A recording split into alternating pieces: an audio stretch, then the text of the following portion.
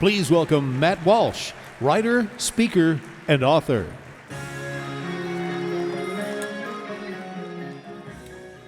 Okay, how you guys doing? Good? All right. They asked me to close the morning for them, and I'm happy to do that. But I'm a little bit offended, slightly triggered, that they had so many powerful speakers come up before me. I don't realize, it's not really fair to me, because now I've got this high bar I've got to get over. So lower your expectations, okay? Now, the theme of this year's conference is, as you've heard, fortifying freedom. And it's a wonderful theme, because freedom is a wonderful thing. Don't you all agree? Freedom is great? It's an easy applause line for freedom. I'm told that we live in the land of the free. And I think that's true, if you don't count the 60 million. I'm told that this is the freest country in the world, the freest in the history of the world. And I think that's true also, if you don't count the 60 million. Freedom is, I'm told, the great value that we all hold dear. It's the thing that keeps us together. And that's true if by we, you mean everyone except the 60 million. The 60 million who have been slaughtered in abortion clinics. Now, 60 million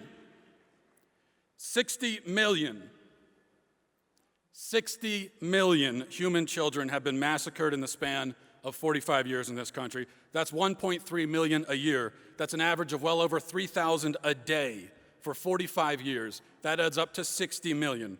This is the number that I want you to take with you. If you take nothing else with you, take that number with you as you leave here today. Take 60 million. You ought to remember it. It ought to be seared into your conscience. 60 million. Whenever someone talks about our freedoms in this country, remember the 60 million. Remember, in other words, that America is free, except for the fact that it is not. Through abortion, we have not only removed freedom from the victims of abortion, but we have removed it from all unborn people, and thus from all people. This is what makes abortion an especially insidious form of a human rights atrocity, because abortion is the literal dehumanization of every person who is undergoing a certain stage of development. And because we all have undergone that stage of development, it means that it dehumanizes all of us. This is not merely the dehumanization of a certain race or ethnicity, as horrible as that is. This is rather the dehumanization of humanity itself. Indeed, if people at a certain stage are not people, or don't need to be treated as people, then it cannot be said that humanity itself is, in principle, anything special or valuable. There is no basis upon which our freedoms can rest. Man must be free because man has inherent worth and dignity. But the institutionalization of murder, whether through abortion or the Nazi Holocaust or any other example, hinges on the belief that human dignity is not inherent and it can be lost or taken away or deprived, depending on whatever circumstance or factor. And in the case of abortion, we say that human dignity is acquired by degree in accordance with how useful that human life is to those around it. But inherent value cannot be acquired by degrees. That's why it's inherent. Inherent means existing in something as a permanent, essential, and characteristic attribute. If an unborn baby does not have inherent value, then our value is not permanent or essential or characteristic. And thus, if he does not have value, then neither do you. This is a very simple formula. It's what I try to take people through, the process. Think about yourself in your current form, and now rewind the tape back to yesterday. You're still you, right? Still worth as much then as you are now? Now go back to a year ago. Now go 10 years ago. Now to your first birthday. Now to when you were 6 months old. Just keep following your timeline all the way back, and then stop the tape right there at the moment that you were born. And that's you, right? And you were worth as much then as you are now, correct? Now, rewind the tape just one more second. Just one more second. What happened in that second that you went from a human being with rights and dignity to a clump of worthless tissue? There is an unbroken chain of you-ness connecting the you of today to the you in the womb. You were you from the moment you first existed, from the moment you were a being. And if you did not have value then, in that moment, then you do not have it now. You grew in the meantime, you developed, you matured, but nothing was added.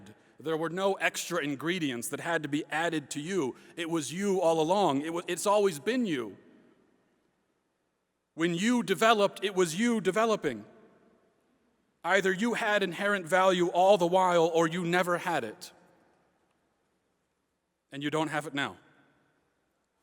So I say again, by removing value and freedom from the child, we take it from all people. The second thing that makes abortion a special horror is the particular set of humans that we have chosen for extinction: children. You can tell everything you need to know about a society by how it treats its children. And so what do you learn about ours? The most innocent, the most pure, the most beautiful of all people are the precise ones that we have targeted.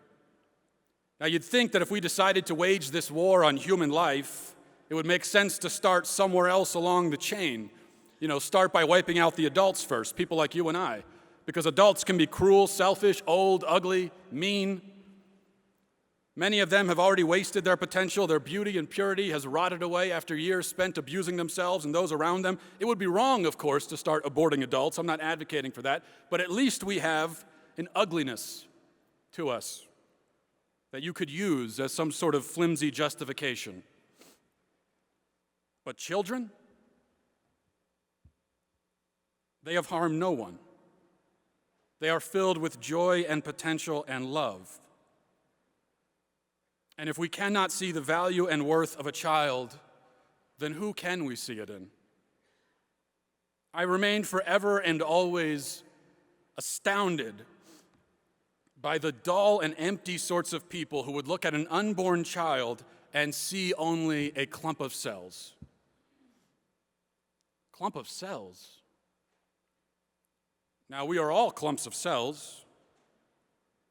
And if you go to Walmart sometime, you're going to see people who are far clumpier than your average unborn infant, but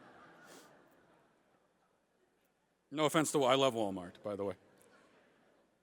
But can you really not see the miracle in this life? Can you really not see the beauty in it? Are you telling me you can't see that? And then what makes it really terrible is that with abortion, we not only reject our children, but we reject ourselves. We have to remember that the whole miracle of conception, that moment when a new life comes into being, the whole miracle of it is that when you think about it, there isn't just one life being created, but three. You have the child, this precious, vulnerable life plucked out of eternity by God and sent here to start his journey in the womb of his mother.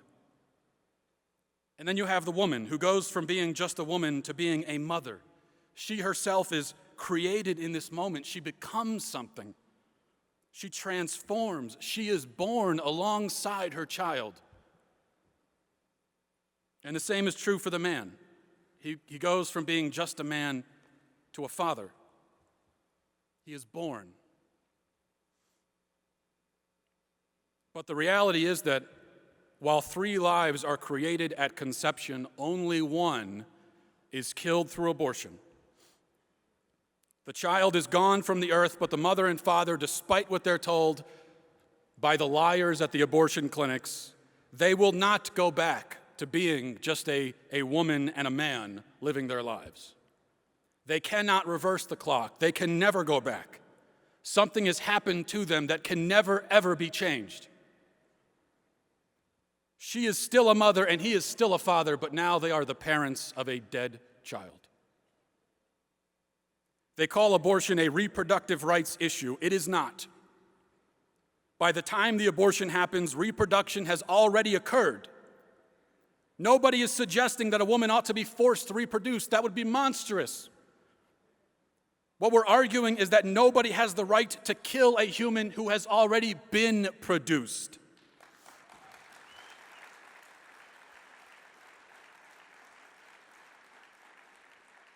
No, abortion is not a reproductive health decision. It is much more a parenting decision. Am I going to care for my child or kill him? That's the decision being made. And it is an indictment on us, conservatives, that the left has been so successful in framing the murder of children as a matter of choice or health care or women's rights. It is our failure that so many people in our country would say of a child with his own being and his own life and his own DNA and his own genetic code, well, he's not really a person.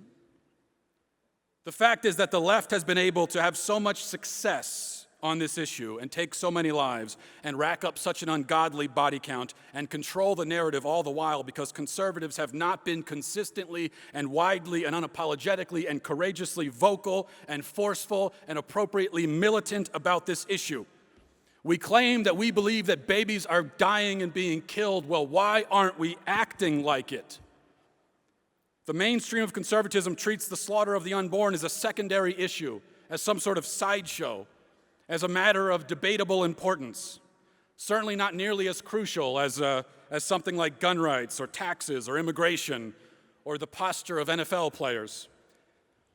And I certainly believe in gun rights, and I hate taxes, and I believe in protecting our borders, and I think the anthem should be respected. I believe all that, but I also think that those issues mean nothing, have no importance, have no relevance, have no significance if life itself is not sacred.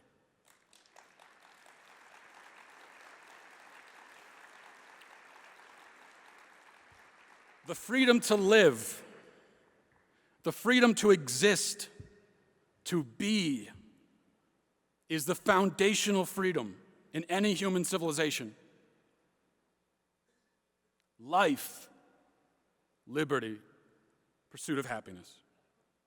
If we don't have the first part of that, if we don't have life, then we cannot have any other freedom. After all, why does freedom matter? What is it grounded in? Nobody's worried much about the freedom of cockroaches and armadillos and mushrooms. Vegans might be, but I'm talking about rational people. But most of us recognize that the freedom of beasts and bugs and plants isn't that important, and not even really possible, actually, because they're already slaves to instincts and thus cannot enjoy the fullness of freedom. But that's why our grandfathers, they didn't storm the beaches of Normandy to liberate horses and pigs. Our founders didn't risk charges of treason in order to establish and fortify the rights and liberties of donkeys. All throughout history, you find men and women fighting, dying, bleeding, suffering for the freedom of their fellow human beings and themselves. Why? What was the point of that? Why did they do it? Why does our freedom matter? Because human life is sacred. If human life is not sacred, then our ancestors died in vain. If human life is not sacred, then our fallen soldiers fell for nothing. Thomas Jefferson and George Washington were idiots, fools, suckers, if human life is not sacred. And they wasted their time, and they built our country on the foundation of a lie. But we know that is not true. We know that God made man in his image, and he endowed us with rational souls, and he gave us a certain dignity that puts us closer in rank to angels than it does to dogs. And that is why we must be free. Not so that we can simply do what we want, but so that we can do what we ought. So that we can reach our God-given potential, so that we can be the people that God designed and ordained for us to be, so that we can truly be ourselves. That is the purpose of freedom. But we cannot have that freedom. We cannot experience it, use it, if we do not first have the freedom to be and to live. All other freedoms hinge on this. All other rights hinge on the right to life. So I ask you then, why is this issue not the primary focus of every so-called conservative? Why is it that conservative politicians and pundits may go their entire careers and never even mention the slaughter of the unborn? Why is it that the word abortion was never once actually uttered at the 2016 Republican National Convention? Why is the Republican Party right now, as we speak, giving hundreds of millions of dollars to the abortion industry? Why is it that we draw a distinction between regular conservatives and social conservatives as if it's possible for a person to be meaningfully conservative and yet reject the dignity and worth of human life? It is not. If you reject the dignity and worth of human life, you are not on my side. I am not in with you. I am against you. We are not on the same team. Why have we expanded our big tent to include people who lack the wit and courage to defend innocent babies? If you can't do that, there is no place for you. I submit. There is no place for you in this movement if you cannot at least do that much. Why did Live Action release a report last week revealing a criminal conspiracy by Planned Parenthood to cover up sex abuse, yet the story was ignored by conservative and conservative media in favor of discussing Samantha Bee's naughty word on TBS? Why are we constantly obsessing over bread and circuses while there is a real war to be fought, a war for life itself? Why aren't we, all of us, fighting that war? Why aren't we crying out together in one loud voice with anger and passion and love and saying, you will not touch those babies. You will not harm them. Enough.